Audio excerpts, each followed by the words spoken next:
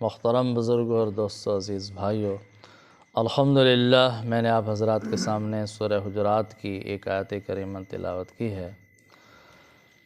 اللہ رب العالمین نے اس آیت کریمہ میں آداب معاشرت بیان فرمائے ہیں۔ آداب معاشرت بیان فرماتے ہوئے اللہ رب العالمین نے 3 چیزوں سے منع فرمایا ہے۔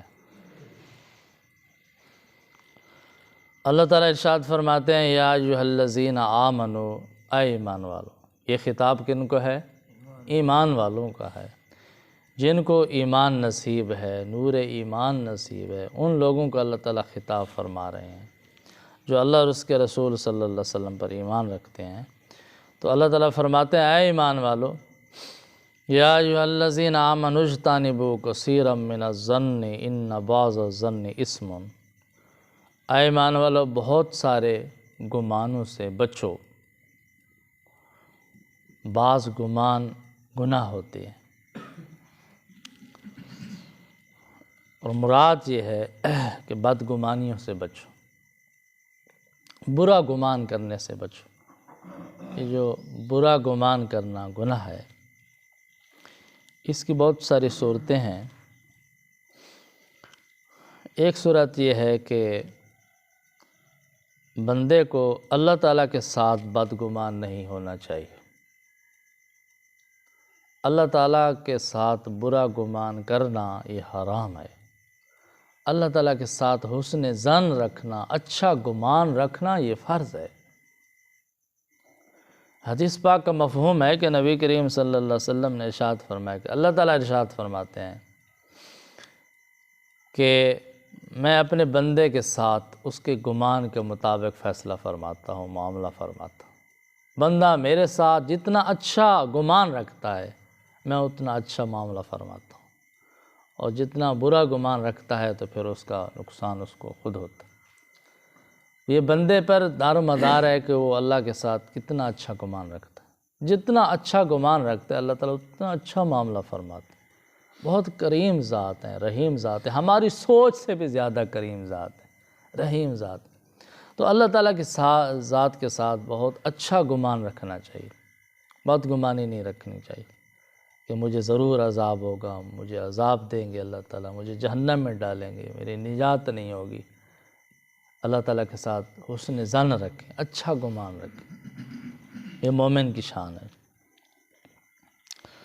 اور دوسری بدگمانی کی صورت یہ ہے کہ کسی بھی مسلمان کے ساتھ بغیر دلیل کے بدگمانی نہیں کرنی چاہیے۔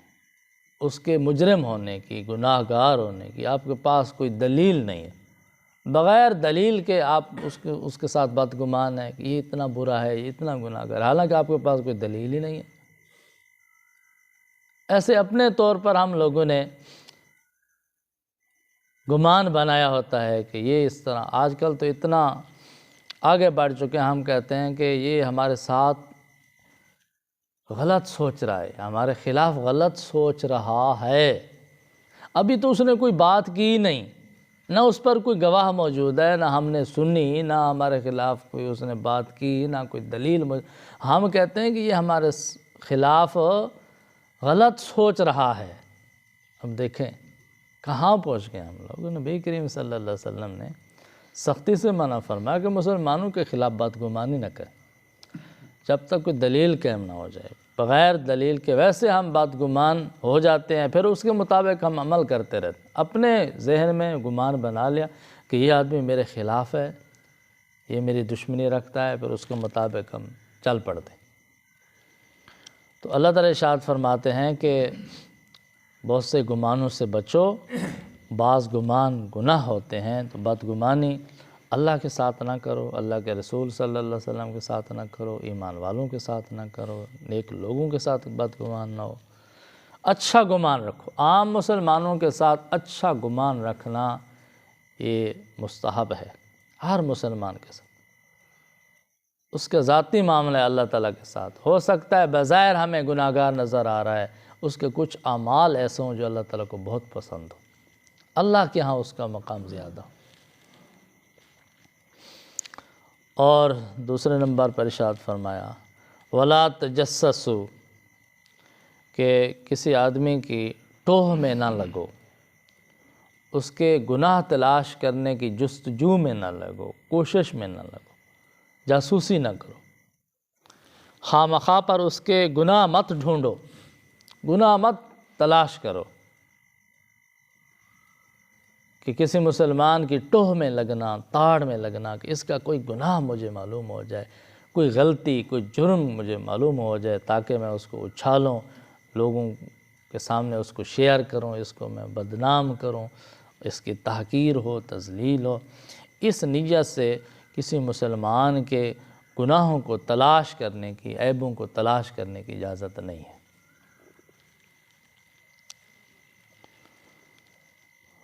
یہ مرض بھی آج کل بہت عام ہو چکی ہے کہ آج کل لوگ ایک دوسرے کے گناہ تلاش کرتے ہیں، عیب تلاش کرتے ہیں، حالانکہ اگر انسان غور کرے، اپنے عیب تلاش کرے۔ جب اپنے عیب تلاش کرے گا تو ہم میں اتنے عیب ہیں کہ پھر فرصت ہی نہیں ملے گی دوسروں کے عیب تلاش کرنے۔ دوسروں کے عیب آدمی اس وقت تلاش کرتا ہے جب اس کی نظر اپنی طرف نہیں ہوتی، دوسروں کی طرف۔ فلاں میں یہ غلطی ہے، فلاں میں یہ قصور ہے، فلاں میں یہ جرم ہے، فلاں میں، دوسروں کی طرف ہم دیکھ رہے ہیں، دوسروں کے عیب تلاش کر رہے ہیں۔ حالانکہ ہمیں چاہیے کہ ہم اپنے عیب تلاش کریں، اپنی کمزوریاں تلاش کریں، ان کو دور کرنے کی کوشش کریں، اپنی اصلاح کرنے کی کوشش کریں۔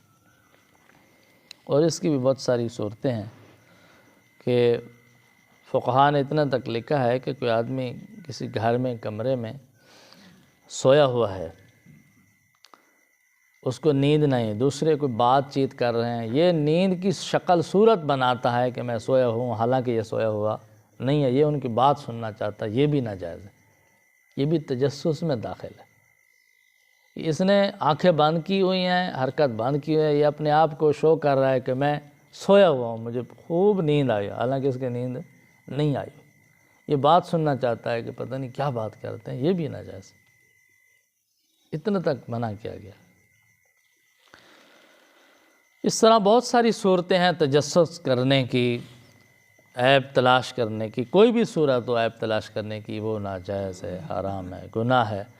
البتہ جو انتظامی امور ہیں، جو صاحب اقتدار لوگ ہوتے ہیں یا جن کی ذمہ داری ہوتی ہے مجرموں کو تلاش کرنا اور ان کی روک تھام کرنا، اس کے لیے وہ جاسوسی کرتے ہیں تو وہ تو جائز ہے، وہ استثناء ہے اس کا، وہ الگ مسئلہ ہے۔ عام مسلمانوں کو کسی کے تجسس کرنے کی، گناہ ڈھونڈنے کی اجازت نہیں ہے۔ اور تیسرے نمبر پر ارشاد فرما وَلَا يَغْتَبْ بَعْضُكُمْ بَعْضًا، اور تم ایک دوسرے کی غیبت مت کرو، غیبت نہ کرو۔ غیبت کس سے کہتے ہیں؟ غیبت کہتے ہیں کہ کسی مسلمان کی غیر موجودگی میں اس کے عیبوں کو بیان کرنا، اس کی کمزوریوں کو بیان کرنا، اس کے متعلق ایسی بات کرنا کہ اگر وہ سن لے تو اسے ناگوار گزرے، وہ ناراض ہو، یہ غیبت۔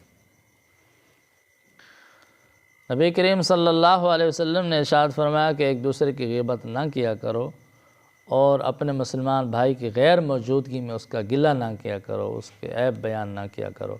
تو ایک صحابی رضی اللہ تعالیٰ عنہ نے عرض کی یا رسول اللہ صلی اللہ علیہ وسلم، اگر واقعی وہ عیب اس میں ہو پھر بھی بیان نہ کریں؟ ہم جو بات کر رہے ہیں اس کے خلاف، اس کی کوئی کمزوری بیان کر رہے ہیں، اس میں واقعی وہ موجود ہے، وہ جرم ہے، پھر بھی غیبت ہوگا؟ نبی کریم صلی اللہ علیہ وسلم نے فرمایا ہاں، واقعی اس میں عیب ہو اور اس کی غیر موجودگی میں آپ بیان کرتے ہیں، یہی غیبت ہے۔ اگر وہ عیب نہیں ہے اور آپ بیان کرتے ہیں، وہ تو پھر الزام ہے، بہتان ہے، وہ غیبت سے بھی بڑا گناہ ہے، وہ تو دگنا گناہ ہے۔ اس میں عیب ہے نہیں، آپ اس پہ الزام لگا رہے ہیں۔ اس میں عیب ہے لیکن آپ اس کی غیر موجودگی میں بیان کرتے ہیں، اس کی تحقیر کے لیے، تذلیل کے، اس کو بے عزت کرنے کے لیے، یہ گناہ ہے، غلط ہے، یہی غیبت ہے۔ اس لیے آج کل لوگ غیبت کرتے ہیں اور ان کو روکا جائے تو وہ کہتے ہیں جی ہم اصلاح کر رہے ہیں، ان کی فکر کریں۔ فکر کرنی ہے تو ان کی غیر موجودگی میں کیوں کرتے ہیں؟ ان کے ساتھ بات چیت کریں، ان میں کوئی کمزوری ہے اس کی دور کرنے کی کوشش کریں۔ اور دوسری بات یہ ہے کہ کسی کا اس طرح بات کرنا کہ اس کے دل آزاری ہو اس کی غیر موجودگی میں، یہ غیبت ہے۔ تو اس کا یہ مطلب نہیں ہے کہ اس کی موجودگی میں ایسی باتیں کرتے رہو کہ اس کی دل آزاری ہوتی رہے، وہ بھی گناہ ہے۔ کہتے ہیں نا لوگ کہ میں اس کے منہ پر یہ بات کرتا ہوں، اس کے منہ پر یہ بات، کسی مسلمان کے سامنے ایسی بات کرنا کہ اس کے دل آزاری ہو، یہ بھی تو گناہ ہے، یہ بھی حرام۔ اور اس کی غیر موجودگی میں اس کے متعلق ایسی بات کرنا کہ اسے ناگوار ہو، بری لگے، یہ غیبت ہے، گناہ ہے۔ اور اللہ تعالیٰ فرماتے ہیں کہ یہ کتنا بڑا جرم ہے۔ اَيُحِبُّ أَحَدُكُمْ أَن يَأْكُلَ لَحْمَ أَخِيهِ مَيْتًا فَكَرِهْتُمُوهُ، کیا تم میں سے کوئی یہ پسند کرتا ہے کہ اپنے مردہ بھائی کا گوشت کھائے؟ اپنا بھائی ہو، مر چکا ہو، اس کی مردہ لاش ہو، مردہ بھائی کا گوشت کوئی آدمی کھانا پسند کرتا ہے؟ صاف ظاہر فرمایا کہ فَكَرِهْتُمُوهُ، اس سے تم نفرت کرتے ہو، ناپسند سمجھتے ہو، تو اپنے مسلمان بھائی کی غیبت کرنا اسی طرح برا ہے۔ اتنا گھٹیا کام ہے، جس طرح مردہ بھائی کے گوشت کھانا یہ کتنا گھٹیا کام ہے، اس طرح مسلمان کی غیبت کرنا گھٹیا کام ہے۔ اس لیے فرمایا گیا ہے کہ کسی مسلمان کی غیبت نہ کریں، بہت بڑا گناہ ہے۔ حتیٰ کہ حدیث پاک میں ہے الغیبۃ اشد من الزنا، غیبت زنا سے بھی سخت گناہ ہے، غیبت زنا سے بھی سخت گناہ ہے، جسے آج کل ہم لوگ گناہ ہی نہیں سمجھ رہے۔ ہماری کوئی مجلس، کوئی محفل غیبت کے بغیر ہوتی نہیں ہے، کوئی مجلس خالی نہیں ہے غیبت سے۔ اور نبی کریم صلی اللہ علیہ وسلم ارشاد فرمائے کہ الغیبۃ اشد من الزنا، غیبت تو زنا سے زیادہ سخت ہے۔ اس کا ایک مفہوم محدثین حضرات نے یہ بیان فرمایا ہے کہ یہ جو زنا ہے، زانی اگر زنا سے توبہ کر لے تو اس کا گناہ معاف ہو جاتا ہے۔ آپ نے جس کی غیبت کی ہے، غیبت کرنے والا توبہ کرے، صرف توبہ کرنے سے غیبت معاف نہیں ہوتی، یہ گناہ معاف نہیں، جب تک جس کی غیبت کی ہے وہ نہ معاف کرے، جس کی غیبت کی ہے جب تک وہ نہ معاف کرے اتنے تک معاف نہیں ہوتا یہ گناہ۔ اور بعض علماء نے فرمایا ہے کہ اگر آپ نے کس کی غیبت کی ہے تو اللہ تعالیٰ سے بھی معافی مانگنی پڑے گی، اس آدمی سے بھی معافی مانگنی پڑے گی جس کی غیبت کی ہے۔ دوسری صورت یہ ہے کہ آپ نے غیبت کیا لیکن آپ کی غیبت اس تک نہیں پہنچی، تو جس آدمی کے سامنے غیبت کی ہے اس کے سامنے معذرت کرنی پڑے گی، اس کے سامنے اقرار کرنا پڑے گا کہ میں اپنے الفاظ واپس لیتا ہوں، میں نے غلطی کی ہے۔ تیسری صورت یہ ہے کہ آپ نے جس کی غیبت کی ہے کم از کم اس کے لیے استغفار کریں، اپنے لیے بھی کہ یا اللہ مجھے بھی معاف فرما، اور میں نے جس کی غیبت کیا ہے، گلہ کیا، یا اللہ اس کے بھی گناہ معاف فرما، اس کی مغفرت فرما، اس کے لیے استغفار کریں، تو ہو سکتا ہے اللہ تعالیٰ آپ کو معاف کر دے اور آپ کا جو ہے نا یہ جرم معاف ہو جائے۔ اتنا سنگین جرم ہے غیبت، لیکن ہم لوگ لگے ہوئے ہیں غیبت میں، خاص کر عورتیں جن کی کوئی مجلس محفل بغیر غیبت کے نہیں گزرتی۔ تو بھئی دیکھیں غیبت کرنے سے ہوتا کیا ہے؟ کچھ بھی نہیں ہوتا، کسی کا کوئی نقصان، اپنا نقصان ہوتا ہے، اپنا ایمان خراب ہوتا ہے، اعمال خراب ہوتے ہیں، نقصان ہوتا ہے، کتنا بڑا جرم اپنے اوپر ڈالتے ہیں ہم۔ تو یہ نہیں کرنی چاہیے، غیبت سے منع کیا گیا، فرمایا واتقوا اللہ، اللہ سے ڈرو، تقوی اختیار کرو۔ ان گناہوں سے بچنے کے لیے تقوی کی ضرورت ہے، خوف خدا کی ضرورت ہے، تقوی ہوگا تو گناہوں سے بچنا آسان ہوگا۔ ان اللہ تواب الرحیم، یقیناً اللہ تعالیٰ بہت توبہ قبول کرنے والے، رحم کرنے والے ہیں۔ صرف توبہ قبول کرنے والے نہیں، بہت توبہ قبول کرنے والے، جو بھی توبہ کرتا ہے اللہ تعالیٰ فوراً قبول فرماتے ہیں، اور بہت رحم کرنے والی ذات۔ تو دعا ہے کہ اللہ تعالیٰ ہم سب کو قرآن کریم کی ان ہدایات پر عمل کرنے کی توفیق عطا فرمائے۔